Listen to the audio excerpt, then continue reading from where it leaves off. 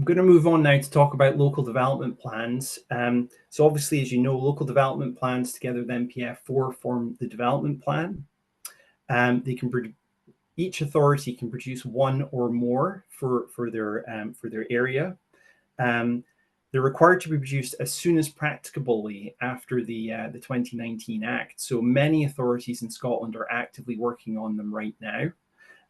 Thereafter, they're to be reviewed either by when they're directed to by Scottish ministers or at least every 10 years. And again, that's a slight change because previously they had to be reviewed every 5 years. So we've now got a longer period between local development plans. And I think that's why Claire was keen for you to understand when you should get involved, because obviously if they're only occurring every 10 years, that's a long period of time to wait for the next one. They should take account of the National Planning Framework 4, any local outcomes improvement plan for the area, and any registered local place plan. They also have to have regard to regional spatial strategies. Now, you can see here that ministers expect them to be place-based. So really, they should be spatial, diagrammatic, with little wording. People-centered, and obviously people should be at the heart of them. It should be a collaborative process, but they should also be delivery-focused, so focusing on infrastructure needs and how those can be met to deliver the plan. The expectations for local development plans are very well set out in the local development plan guidance produced by the Scottish Government. And that covers absolutely everything to do with what the LDP process is, what a development plan scheme is, what evidence reports are, how the gate check works, what proposed plans are, what an examination is, how you adopt a plan. So out of all the documents probably tonight that I would implore you to look at, this one is very important. And as I go on to show you, this is one that will be used by the development industry and planning authorities to direct them in the future. So in terms of the overview of a process, to prepare your local development plan, it's a 3-tier process. So you have to gather evidence, you have to prepare the plan, and then you have to deliver the plan. So at the minute in Scotland, most authorities are at this stage or about to embark on it. They're doing engagement and they're collecting data in order to inform their evidence report. That will go to a gate check, which will be sent to Scottish ministers, and I'll explain that process in a minute. If they get through the gate check, or when they do get through the gate check, they will then move to preparing a proposed plan. They will then consult on that plan. And if there's any unresolved representations, and I'll explain that in more detail as we go on, but if there's any unresolved representations, there'll be an examination. And again, Scottish ministers will be involved. Beyond that, they'll adopt the plan, deliver the plan, and monitor the plan, and then they'll go right back to the beginning again. At the minute, we're expecting an influx of gate checks or evidence reports to come to DPEA from spring next year. I think 10 or 11 are anticipated. Beyond that, we think that once they get through the gate check stage, it will probably take about 18 months to get to the proposed plan stage. But obviously that will depend on resourcing of each local authority in Scotland and how they get on. So I mentioned earlier about a development plan scheme, and I want to highlight this as being a very important document. It's produced annually by each planning authority in Scotland, and an example here is Aberdeenshire's one. What this effectively does is it provides the dates of when they're hoping to engage with communities, key agencies, and other people. And it sets out each stage of the process, when they're going to engage with people, how they're going to engage with people, and what the outcome will be. And that's within the development plan scheme. Part of that is called the participation statement. And that's important when we get to the examination stage, which I'll explain to you later. But for your purposes, you want to be aware of what your planning authority's development plan scheme is, so that you can pencil these in. You understand when you're going to be involved in each process. And also, it will probably tell you how to be involved. It might ask you to sign up or look at a certain website or X or Twitter or whatever, but it will give you advice on how to engage in the process. So this is a vital document for you to be aware of if you want to be involved in local development planning. So when local authorities look to gather their evidence for the evidence report, they have to provide one now. They must seek the views of various people, including uniquely now children and young people and the public at large. The evidence report should set out the authorities' views on, and I'm not going to go through all of these, but just to highlight to you the housing need of the area, whether there's sufficient land in the area to accommodate that housing need, what the health and education needs and capacity are for in the area, and whether they have sufficient infrastructure to deliver what is required.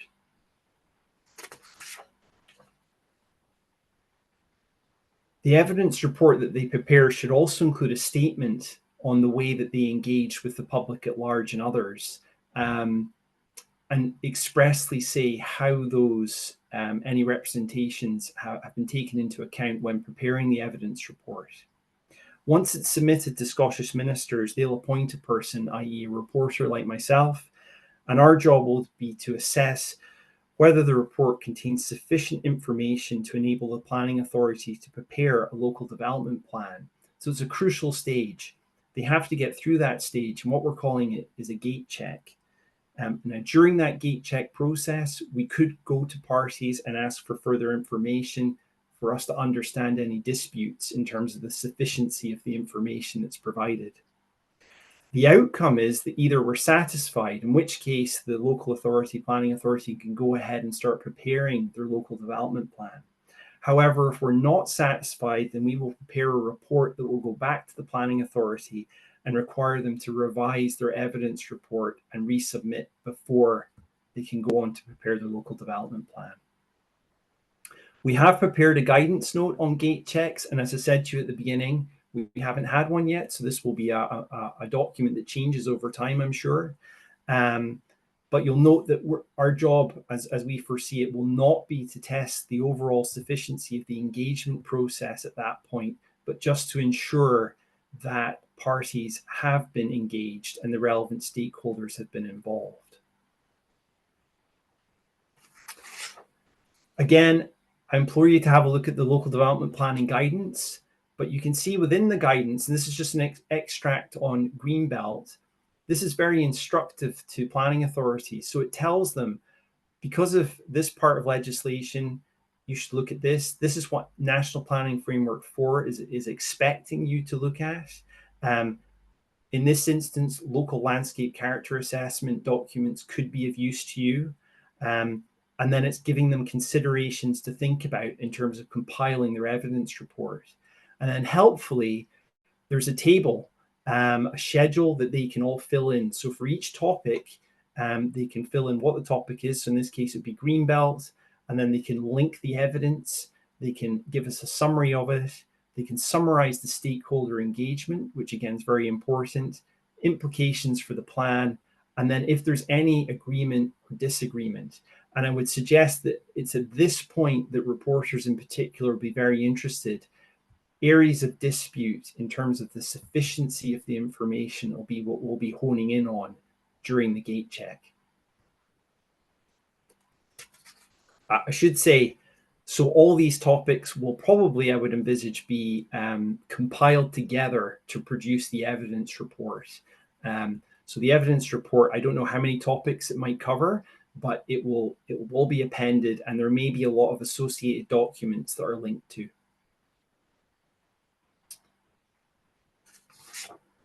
So assuming that a plan gets through the gate check stage, they'll then go on to produce a proposed plan. Now, when a local authority produces that, they must consult upon it. When they consult on the proposed plan, they'll probably at the same time consult on something called a strategic environmental assessment. Now, that document, the strategic environmental assessment, will assess the environmental impact of the proposals, the policies, the allocations, and the spatial strategy of the plan, among other things. That, for a reporter, is very interesting information, but our remit is not to look at the SCA and examine it. I'll come back to that in the future. If the local authority, after consulting, gets representations, then those may be in support, they may be against particular elements of the proposed plan. They can try and modify that by negotiation beforehand, but ultimately, if there's any unresolved representations, then an examination has to happen. Previously, we had something called Schedule 4s, but now they're called Schedule 3. The reason they're called that is because that's the schedule of the regulations that the template is set out in. So Schedule 3 templates will be completed by the authority for these unresolved matters. And generally, those are split into topics and or settlements. And if you've got any experience of an examination or looked at an examination report, you'll see these are all appended together, and they'll cover things like settlements or particular policies in a proposed plan.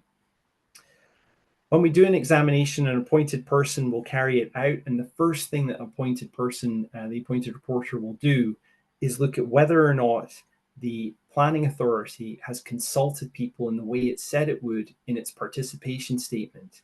So that's going back to the development plan scheme, which contains the participation statement, which said what the planning authority were going to do, and we'll check that they've actually done what they said they were going to. So they said we're going to have a bus touring around the area with pop-up information, we're going to have workshops, we're going to use Twitter, we're going to use the website. If they haven't done that, then we'll write back to them and ask them why not, get clarification on it. But generally speaking, the authorities will set themselves up to do what they said they would do. We'll then go on to examine the issues in turn and prepare a report of examination.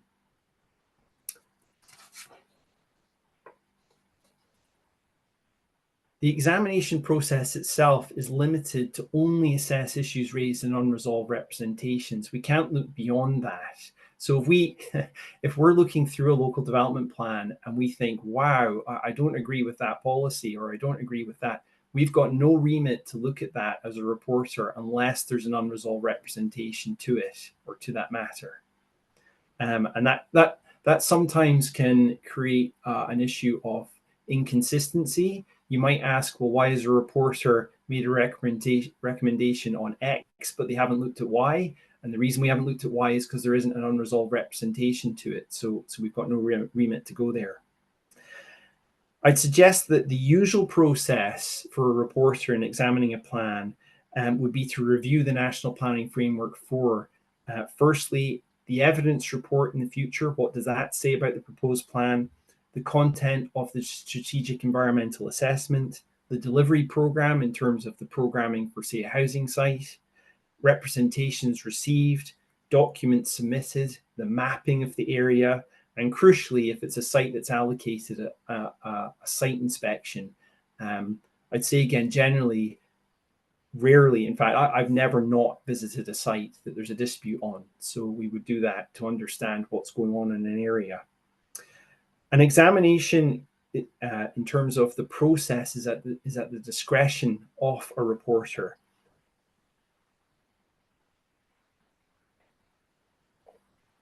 Inquiries are highly unlikely. We've never had an inquiry on an examination. That's a process where people are cross-examined in terms of their evidence. Never had that for an examination. Hearings are possible, and typically those have been held in the past on housing. That may not occur in the future, depending on how gate checks work, and I can't foresee what may be a hearing in the future. But in general terms, a hearing's where we have an agenda issued by a reporter and we discuss matters around the table in a more informal manner than an inquiry. Further written submissions are likely where we have an exchange between parties, interested parties that the reporter identifies to get the information that he or she requires. And sometimes we have informal requests where we're missing a document or something and we need to ask for that from a party. Obviously, our report should be transparent, open, and accessible, and hopefully succinct, although sometimes that's not possible in itself. What's new in terms of the new system is down here, that if we're unsatisfied that a proposed plan allocates sufficient land to meet the local housing strategy, instead of preparing our examination report, we can actually send a notice to the planning authority to ask them to prepare another plan.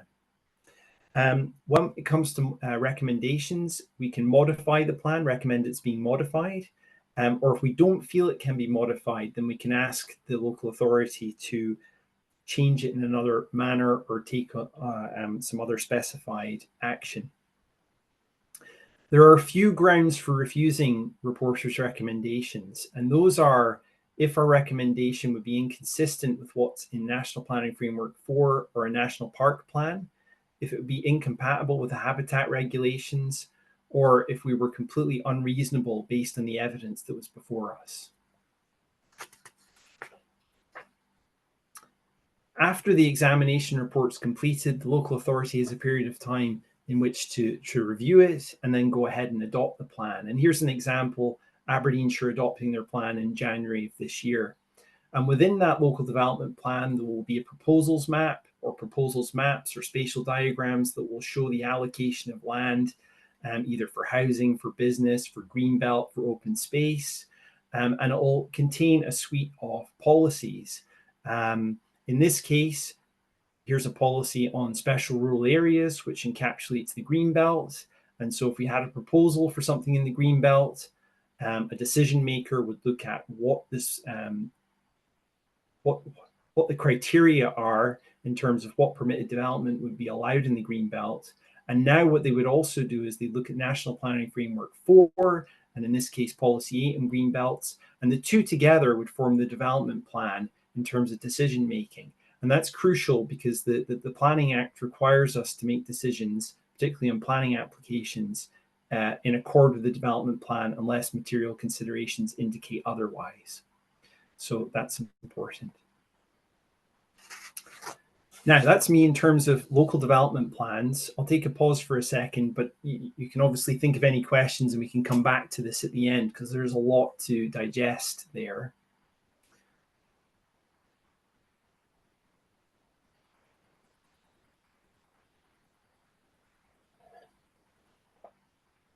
So this is a new aspect to the Planning Act 2019 as well. In England, for quite a long time, they've had neighbourhood plans, and Scotland have adopted a similar approach in that planning authorities are now required to invite communities to prepare local place plans.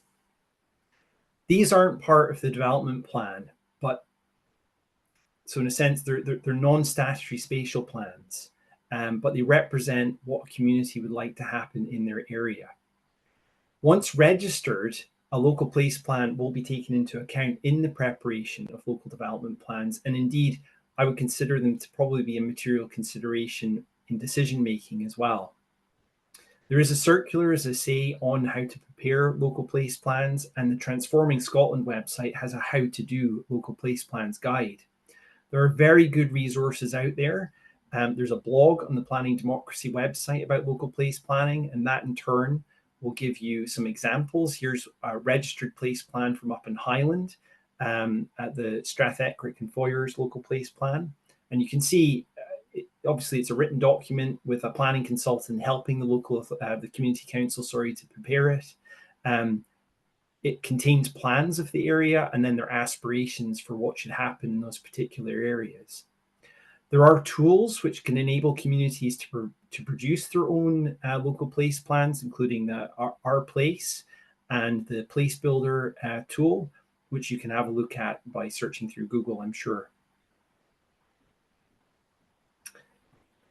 Regional spatial strategies, these are discretionary in the sense that any planning authority or two can prepare them unless they're directed to do so by Scottish ministers.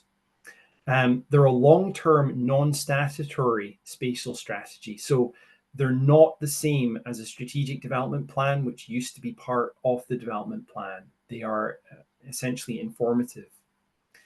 They have to set out the need for strategic development, and that's actually defined in the Act as meaning that those developments will have a significant impact on more than just the planning authority area itself. It should set out the priorities for the delivery of that development and the proposed locations in a spatial or diagrammatic way.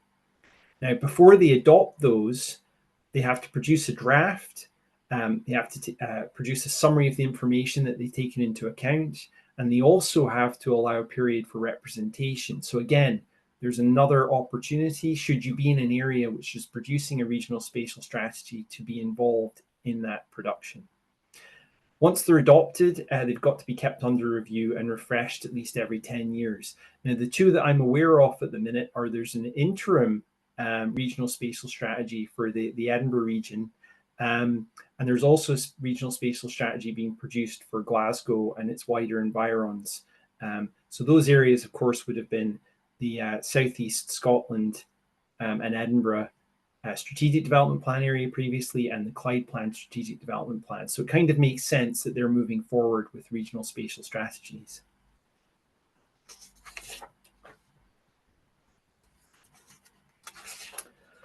So someone asked a question in advance of tonight's meeting about, am I being informed about something? Am I being consulted? Am I being empowered? And they weren't too sure. And most of the time, I think they were saying they were just being told something was happening, and they didn't feel that, they felt disenfranchised by the process itself. So another document for you to look at, or you may be aware of, is the government produced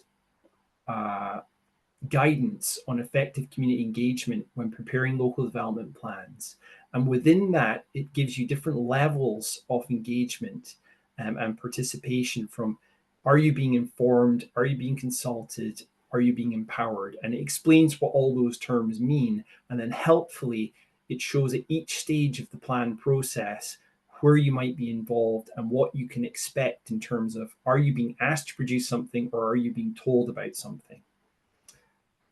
That consultation wrapped up in September, but I would envisage that down the line there will be a final document that will come out.